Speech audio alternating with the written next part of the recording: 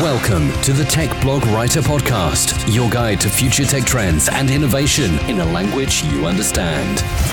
Now, over to your host, Neil Hughes. Welcome back to another episode of the Tech Blog Writer Podcast, and a very big thank you to my well-wishers out there. You will be pleased to hear that my back is a little bit better now. Don't get me wrong, I'm not running down the street with wild abandon just yet, but hey, by the weekend, anything is possible. Now, although my sporting prowess is clearly on the decline, today I wanted to talk about something that ticks all the right boxes for me. SportsCastr is a live streaming and sports entertainment startup advised by some of the industry's biggest names, including NBA Commissioner David Stern, NFL tight end Vernon Davis, and NCAA men's basketball coach Jim Boeheim. And they also recently announced that the National Football League Players Association, the NFLPA, has acquired a minority stake in the company. Nick Shupak is the co-founder and vice president of community at SportsCastr, and indeed FanChain, which is a cryptocurrency developed to connect the fragmented sports industry. So we have sports, we have video streaming, and we have crypto. Man, it sounds like today's guest was handpicked for me by a Netflix-style algorithm. So it sounds like we're all in for a treat, so buckle up and hold on tight as I beam your ears all the way to New York so we can speak with Nick Shupak from SportsCastr and FanChain. So a massive warm welcome to the show, Nick. Can you tell the listeners a little about who you are and what you do? Sure. So my name is Nick Shupak. I am the VP of Community at SportsCastr and FanChain. Though in reality, I'd say that I wear a number of hats in this office, as do most of us. We're a pretty tight-knit team over here. So prior to being involved in technology, I was in music for about 10 years. In college at Syracuse University, I somewhat accidentally started an independent music management agency that morphed into a concert promotion house and somewhat of a label.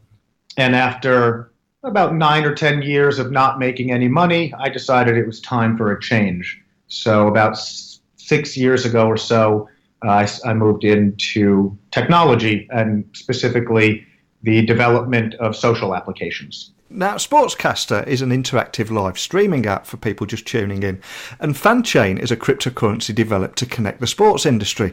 And it sounds like an incredibly exciting project, but can you just offer the users a bit of an overview of what the companies are and your vision for what you're creating here?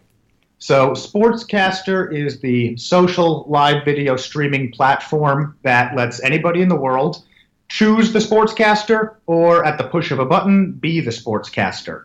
And FanChain is the Ethereum-based token. It's a fungible, non-fungible hybrid. I'm sure we'll get into those details in just a bit. That rewards passionate sports fans for their participation and enables sports teams, leagues, and various sports entities to connect with their most passionate fans. Now, what I love about the concept there is it's essentially sports fandom in the age of blockchain.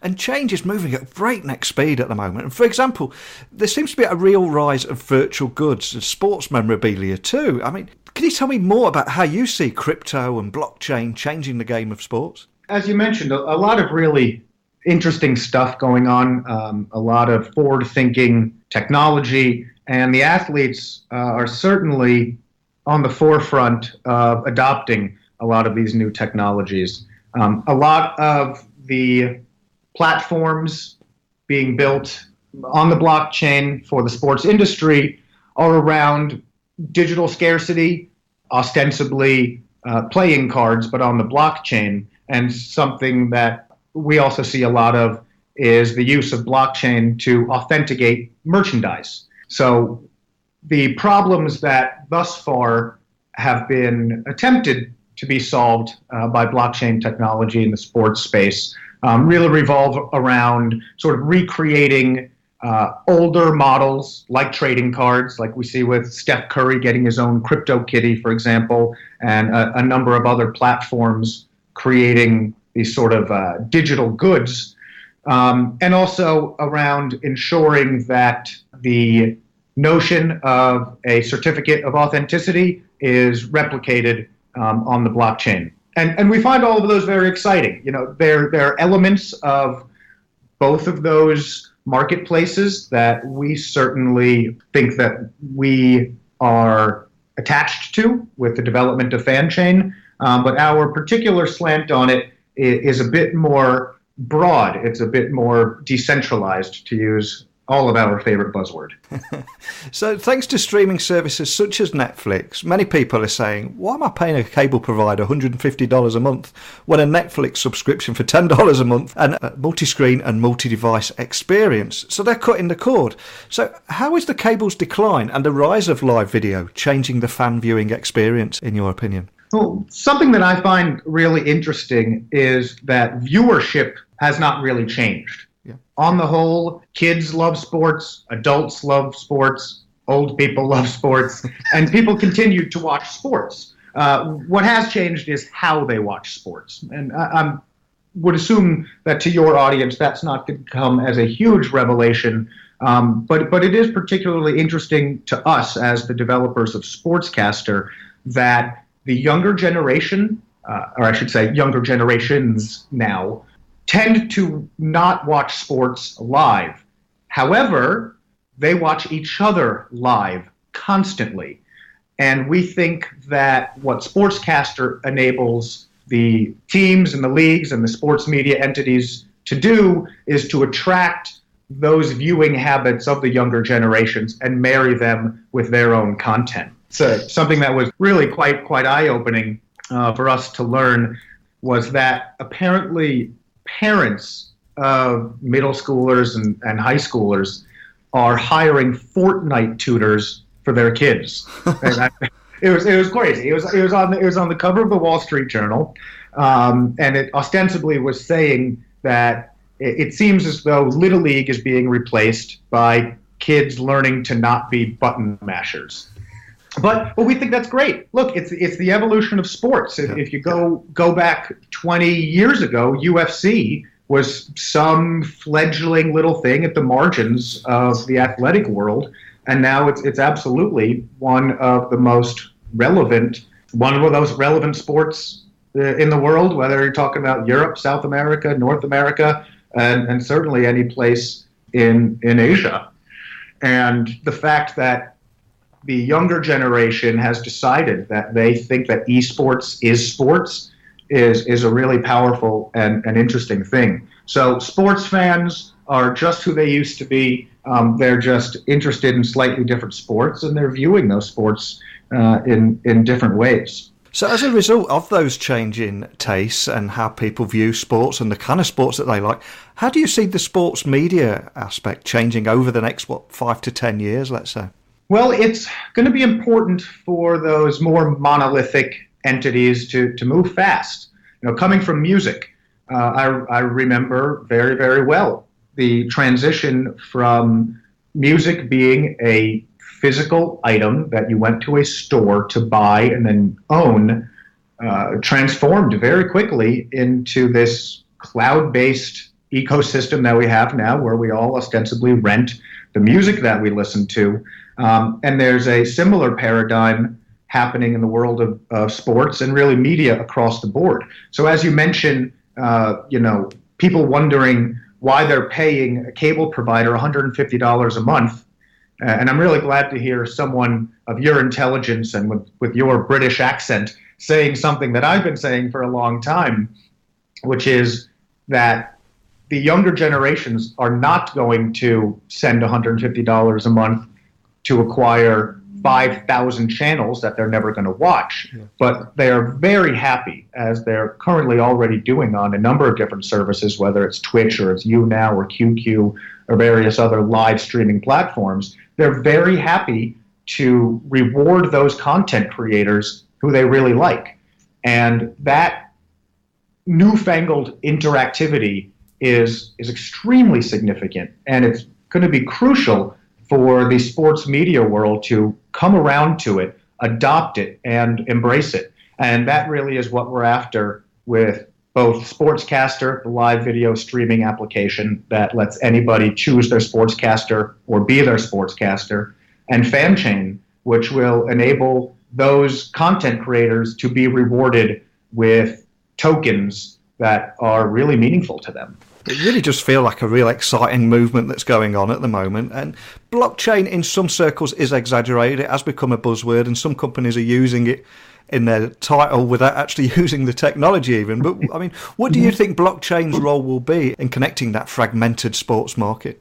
Well, look, something I like to say about blockchain technology is that, like other innovative technologies, specifically I like to cite atomic energy. Yeah. In the right hands, atomic energy can be used to produce electricity for millions of people in a clean way and efficiently. In the wrong hands, we obviously know its destructive powers. Perhaps that's a bit of an exaggeration when talking about blockchain, but also perhaps not. When it's used nefariously, as we've seen, it has the capacity to turn people off really quickly. I was in a thread the other day, actually on one of our posts, with a user on Reddit who said that he is completely turned off from the entire ICO marketplace, from any new businesses utilizing blockchain technology, because there have been so many scams. And that's why we feel very good about what we are doing, because we have high-profile investors and collaborators, and because what we are doing is designed to bring a higher level of usability to the sports marketplace and get more people involved and get more people rewarded. We think that we represent the good guys in this space. So when we talk about a fragmented sports market, our vision of that, what we mean by fragmentation in the sports media space, has to do with the fact that fans have never before been able to be stakeholders in the teams that they love. So I, for instance, I'm a New York City kid who is a diehard Buffalo Bills fan. So for anybody who's not a big NFL fan, for you EPL fans out there, who the Buffalo Bills are an NFL team who are like one of those EPL teams that is constantly on the cusp of being relegated. So the Buffalo Bills need diehard fans like me, and particularly diehard fans like me who are not in their physical market. And they need me because I go out and I tell the world that the red, white, and blue Buffalo Bills are truly America's team. And this is a brand, this is an organization, this is an identity that everybody should get behind. And when I am empowered to do so, I'm no longer just an infrequent commenter on a Facebook group, but I am a real advocate for my team. And that's our vision, and that's our mission with both SportsCastr and FanChain. I feel your pain as a Buffalo Bills fan there, because I'm a long-suffering Derby County fan who you've probably not heard of, but they're not in the EPL, they're in the Championship, the league below, and every single year they just miss out on the playoffs to enter the EPL. Yeah, we feel each other's pain, absolutely. But it also, look, that connection that you and I just made is a very real one. Yeah. And the affiliation that people feel towards their favorite teams is quite literally the same as a religious affiliation. And passionate fans can't be written off as things to be commodified or taken advantage of. The opportunity that blockchain provides to those fans, to those communities, is the ability to be a stakeholder in your team, to be part of the team. And for me, it's emotional, it's exciting, and it's beautiful that I can really be a member of the Buffalo Bills as I go out into the world and promote what a beautiful thing it is to be a Buffalo Bills fan. And I'm very excited about this use of blockchain technology to invite communities from any corner of the globe to participate in the actual day-to-day activity of their favorite teams. And I'd like to bring up something that's really important about the fact that FanChain has been developed to be a decentralized platform that encourages teams, leagues, and sports entities to integrate FanChain into their reward systems for their passionate fans. I think often as an American, or even simply as somebody from the West, we tend to think of the biggest sporting events in the world being the Super Bowl or Wimbledon or, the Champions League final. But something that we discovered when doing our research was that we aren't even close to being correct about what are the most significant events in sports. Last year's International Cricket Championship between India and Pakistan was streamed, not just watched, but streamed by 1 billion people. Wow. And to marginalize those leagues, or to not at least provide for them a platform to be passionate about their teams and their sports, is really missing out on a wonderful opportunity to shrink the world and connect people with the teams and the leagues that they love, and to connect fans like you and me who can identify over rooting for similar teams.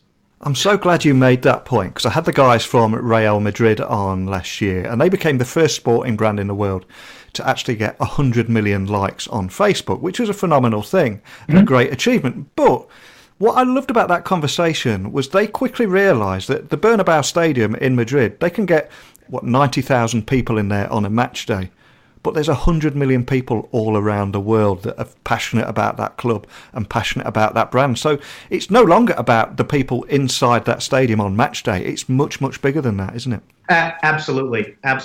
And it's to that point that we continue to look for ways to address that exact problem. I mean, one of the things that we learned recently is just how extraordinarily limited the value of sports clubs are by their physical region, by their own marketplace. For example, the Cleveland Cavaliers, who have had arguably the world's most famous, or one of the most famous athletes in the world, and LeBron James on their team, continue to occupy a very middle-of-the-road value. And it's astonishing that a club that could be so visible and so widely adopted by people all over the world really haven't been able to execute on that potential.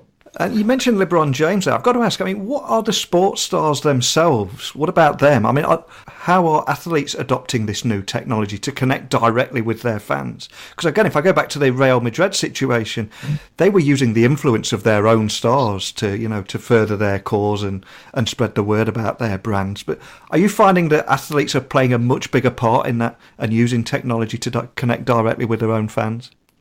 Absolutely. The athletes of this generation are the most savvy and the most aware athletes that there has ever been. We mentioned Steph Curry getting his own crypto kitty. Richard Sherman is a big proponent of Bitcoin and blockchain technology across the board.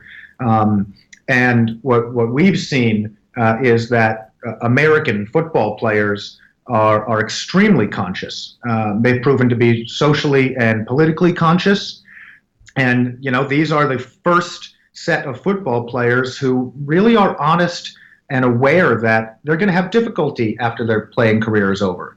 These guys go through some pretty brutal treatment on the field. They're recognizing that they're among the few athletes in the world who don't have guaranteed contracts. The awareness that they are likely going to suffer from CTE for the rest of their lives has finally been made public. And that's one of the reasons that we are so pleased to be entered into a partnership with the NFLPA. The NFLPA represents who we think are the most woke athletes in the world. And they're woke to the potential of blockchain. They're woke to the potential of FanChain. What we've recognized in our time speaking with the NFLPA, who've really been a great organization to work with already, and we're just kicking off with them, is eventually the playing days come to an end and the US dollars stop coming in.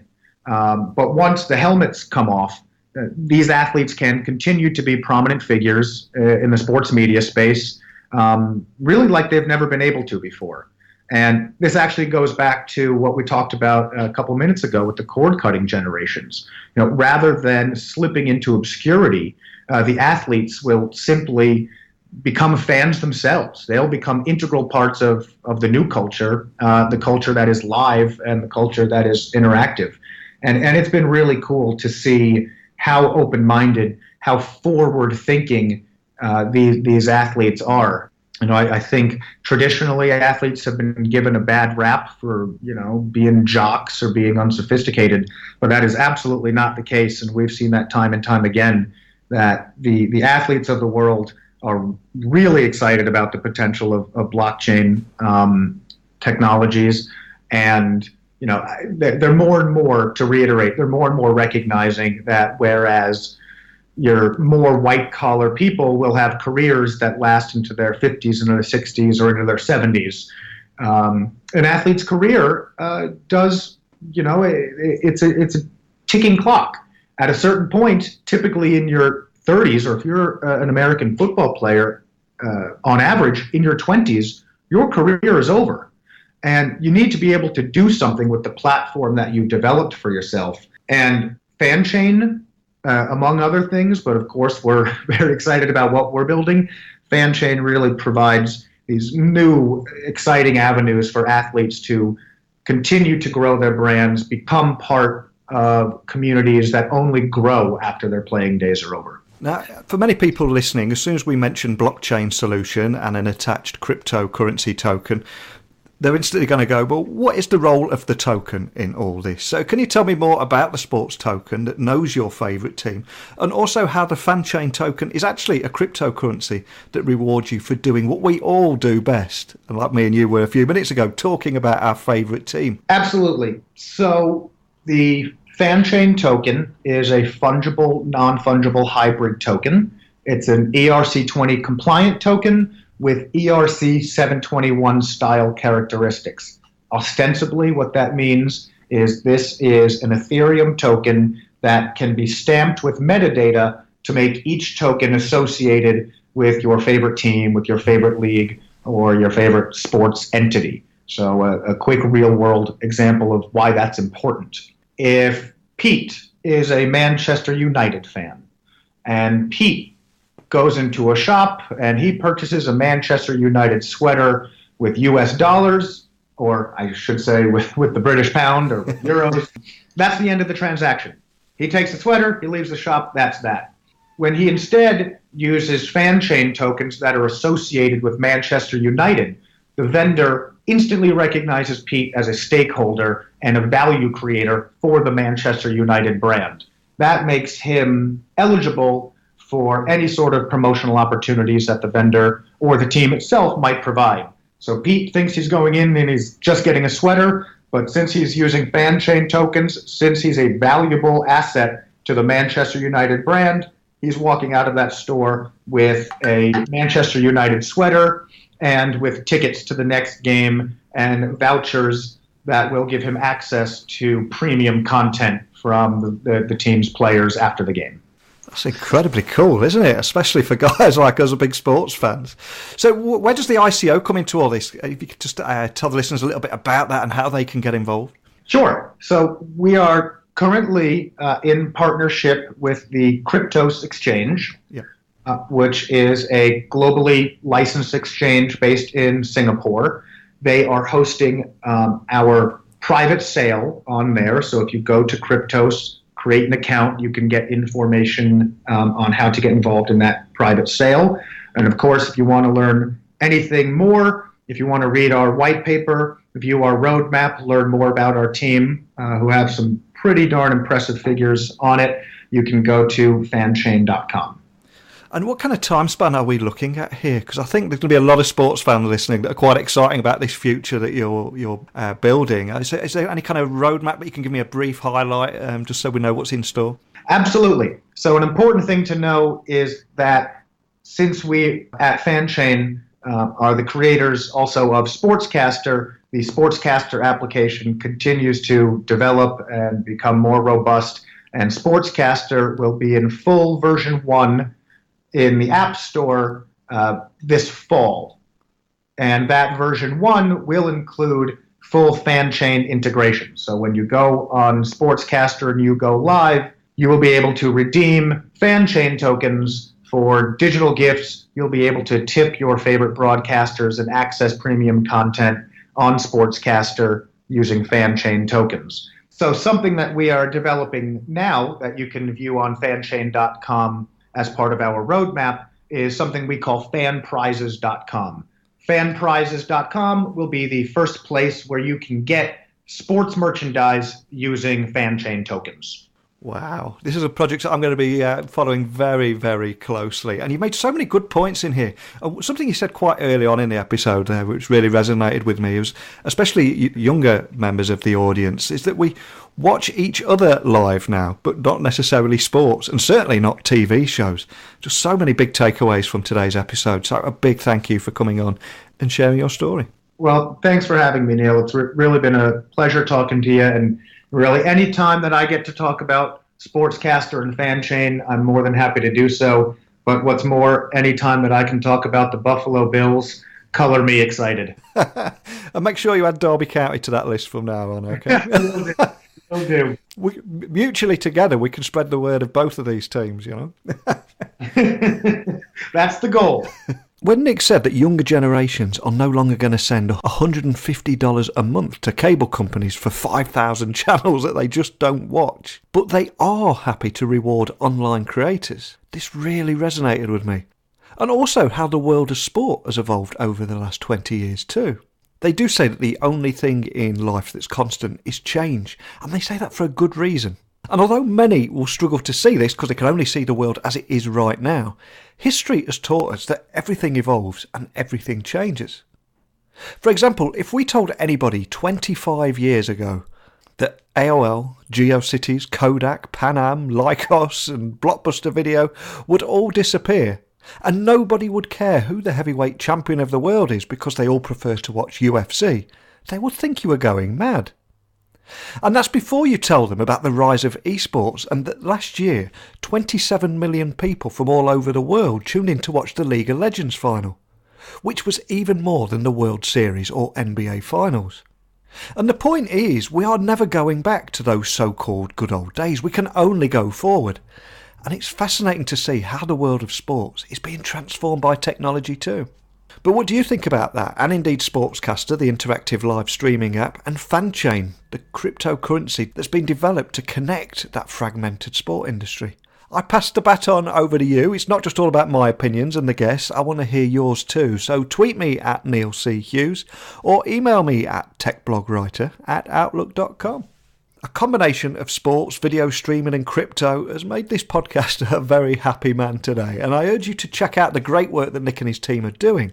But again, if you are already familiar with the project, let me know your experiences and what you like or what you would like to see added to SportsCastr as the tech evolves. So as I have a dodgy back, I'm going to fall into my favourite armchair and resume my FIFA journey as Alex Hunter before the next one comes out, and maybe, just maybe, build up to practice a few Fortnite dances.